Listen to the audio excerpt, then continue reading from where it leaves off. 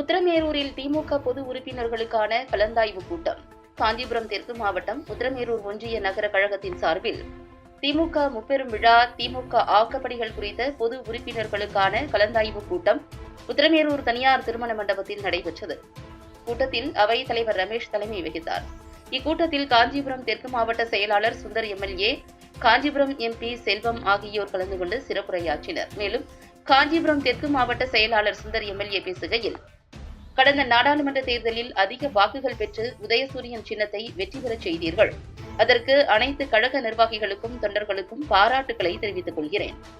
அதேபோன்று வருகின்ற 2026ஆம் ஆண்டு நடைபெறவுள்ள சட்டமன்ற தேர்தலில் அதிக வாக்குகள் பெற்று திமுக வேட்பாளரை வெற்றி பெறச் செய்ய வேண்டும் என்றவர் அனைத்து ஊராட்சிகளிலும் தெருமுனை கூட்டங்கள் நடத்திட வலியுறுத்தினார்.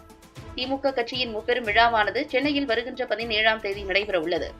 இவ்விழாவில் உத்திரமேரூர் ஒன்றியங்களில் இருந்து ஏராளமானோர் பங்கேற்க வேண்டும் என்றார்.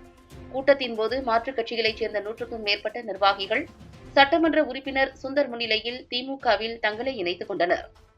நிகழ்வின் போது ஒன்றிய செயலாளர்கள் ஞானசேகரன், சாலவாக்கம் குமார், உத்திரமேரூர் பேரூராட்சி மன்ற தலைவர் சசிகுமார், ஒன்றிய குழு தலைவர் ஹேமலதா உள்ளிட்ட ஒன்றிய குழு உறுப்பினர்கள், பேரூர் வார்டு உறுப்பினர்கள், திமுக மூத்த முன்னோடிகள், கிளை கழக நிர்வாகிகள் திரளானோர் பங்கேற்றனர்.